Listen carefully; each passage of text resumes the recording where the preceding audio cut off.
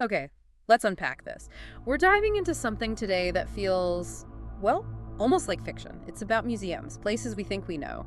Specifically, yokai museums. Right, and this isn't some established, well-known conspiracy theory. We're actually kind of constructing a plausible one based on the source material you shared. It's really a thought experiment. Exactly, a what if. What if there are hidden truths inside these places? The specific theory we're exploring, let's call it the yokai museum conspiracy.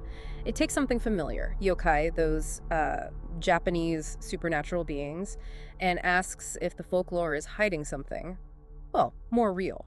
And to really get into that, we need to be clear on what yokai are, according to the source. They're this huge category of Japanese supernatural entities. Spirits, monsters, you name it. Such incredible variety, too. Absolutely. You've got mischievous ones like kitsune foxes or tanuki raccoon dogs, terrifying oni demons, even objects that come alive, tsukumogami. And the source mentions their history is complex. They weren't always just myths. No, they were often used as explanations for, weird noises, strange illnesses, things people couldn't figure out. They got woven into Shinto and Buddhist beliefs over time. And artists played a big role, like Toriyama Seikin. Oh, huge.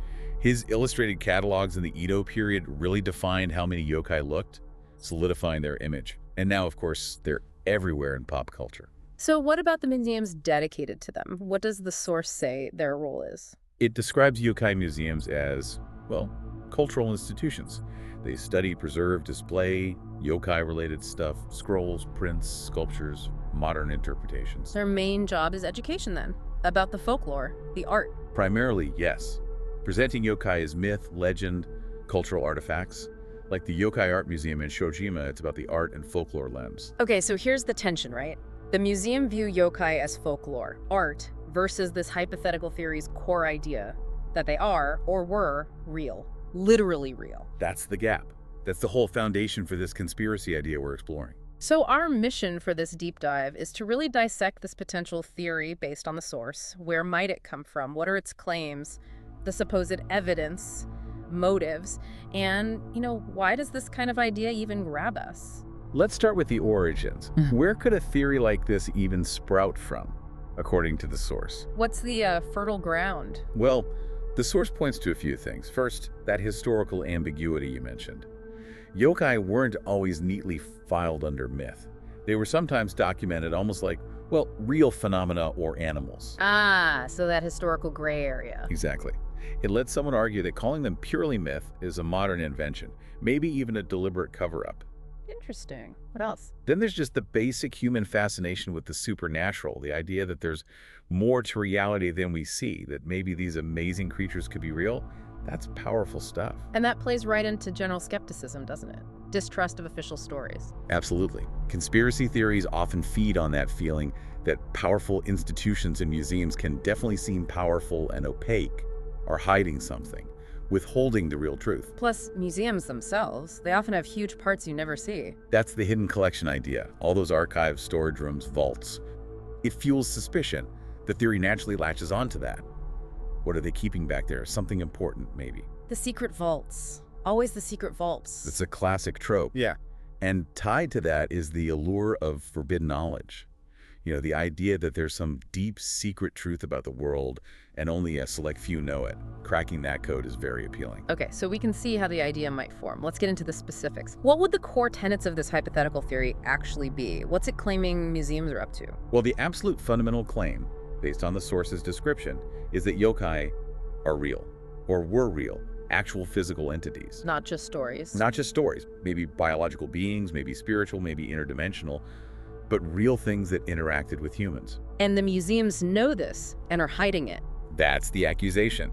The theory would claim museums secretly hold physical proof, actual bones, preserved bodies, strange tissues locked away. Wow.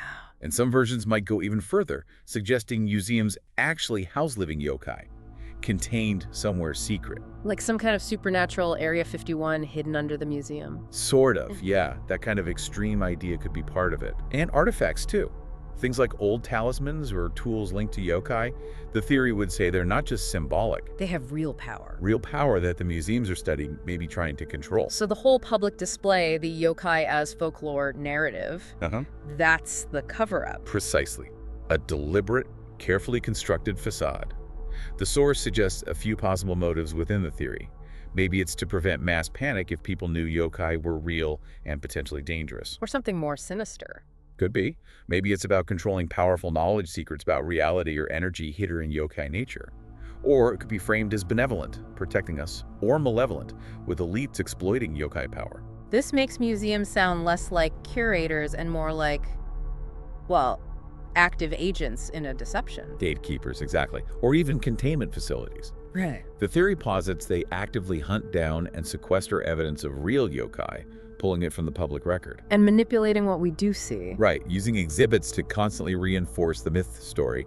And then there's the research angle the source mentions. Secret research wings. Yeah, hidden departments studying yokai biology, powers, maybe even for weaponization or control. And actively containing dangerous items, maybe in sealed vaults, implying these things have real, tangible power that needs locking up. So who's supposedly behind all this? A few rogue curators. The theory would likely point higher. A secret cabal, maybe? Top directors, influential academics, curators who are all in the know, passing down this secret knowledge. And it might not stop there. The source suggests it could connect outwards. Maybe secret government divisions in Japan or even international groups, and maybe corporations trying to get their hands on yokai-related tech or energy sources. Okay, this is layering up. So if someone believes this, what do they point to as proof? How do they read the signs? Right, they'd reinterpret existing things. Take historical yokai art. If a depiction looks very detailed, maybe anatomically intricate, Instead of artistic skill, they see. they see evidence. It's too realistic, they might say. It must have been drawn from a real encounter. Okay, what else? Unexplained stuff in museums. Flickering lights, odd noises, things moving slightly. Staff might say it's just an old building settling or drafts. But the theorist sees. Yokai energy. Restless spirits. Maybe contained entities trying to make their presence felt. Proof the official explanation is wrong. And those hidden collections must be prime evidence. Oh, absolutely. The sheer volume of stuff not on display is seen as deliberate concealment. They're hiding the real yokai artifacts, the specimens, the bones back there. Any gaps in catalogs, vague descriptions, that's part of the cover-up. What about old texts? From times when people did believe yokai were real. Huge emphasis on those. Historical accounts, eyewitness reports from centuries ago, they're treated not as folklore reflecting a worldview, but as literal historical records of encounters with real creatures, causing real harm or displaying real powers. And you know those weird old taxidermy things like monkeyfish mermaids? How would the theory handle those known fakes? Well, the source suggests they might argue those fakes were created specifically to discredit the idea of real strange creatures. Like, look at this obvious fake, so don't believe anything strange could be real. The kind of double bluff. Exactly. While the real specimens are kept hidden because they're too convincing, too unsettling. Does it involve the museum staff at all? It could. A staff member who seems overly protective of an area or evasive about certain artifacts, they might be pegged as a guardian, someone who's in on the secret. And just the feeling of some places, the atmosphere. Yes, exactly. Visitors feeling cold spots, weird sensations, a strange energy near certain exhibits. Mainstream explanations point to psychology, suggestion, atmosphere. But the theory says Lingering yokai essence. Contains supernatural power bleeding out. Real phenomena, not just feelings. it sounds like even the academic study of folklore could be suspect. Right. The source notes that folklore studies itself might be viewed as part of the conspiracy. Either scholars are actively suppressing evidence of literal yokai, or they're just naive, dismissing real proof as mere superstition. Okay, so that's the anatomy of the theory and its evidence. What's the pushback, the conventional view? Well, the mainstream scholarly view is that yokai are incredibly important, but as cultural constructs. They reflect human psychology, history, art, attempts to make sense of the world pre-science. Their origins are clearly in myth, legend, and artistic tradition. So artistic realism is just good art. It's skilled art, not a photograph of a monster.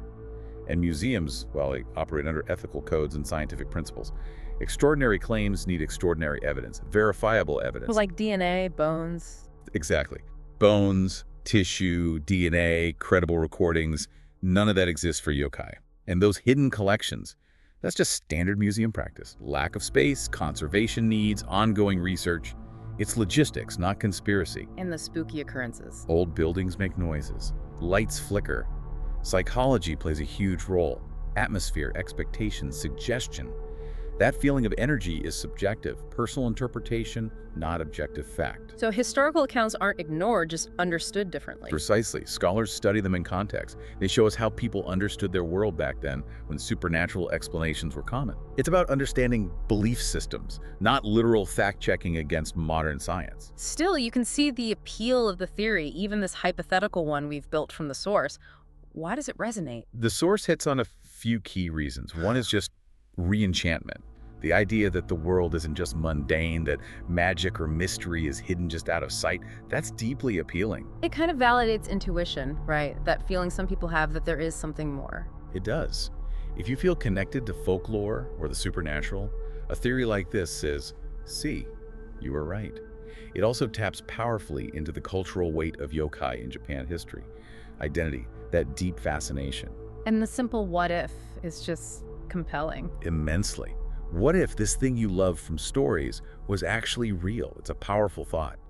And let's be honest, it feeds into that modern distrust of large institutions controlling information. That resonates with a lot of people. So wrapping up this deep dive into our hypothetical yokai museum conspiracy theory, We've really explored it as a thought experiment built from the sources you provided, this idea that cultural institutions might be hiding something truly profound about yokai. yeah, the theory paints this picture of charming displays being a front, a facade, hiding the reality of maybe dangerous, maybe powerful, actual entities. And the claims within the theory get pretty specific: secret vaults, hidden labs, this whole clandestine operation running underneath the surface of art and folklore. But as the sources emphasize, and as we've discussed, the actual evidence is really interpretation, speculation, connecting dots perhaps imaginatively. For sure. But the idea still holds power. It taps into that fascination with the unknown, that skepticism, that desire for a world where the fantastic could actually be real. Which leads us to that final, provocative question the source material leaves us chewing on. What do you think? Are those museum walls just holding art and artifacts? Or could they be containing something much, much deeper? Maybe even chilling? For now, anyway, the answer seems hidden somewhere in the shadows of folklore, and maybe, just maybe, in our own imagination.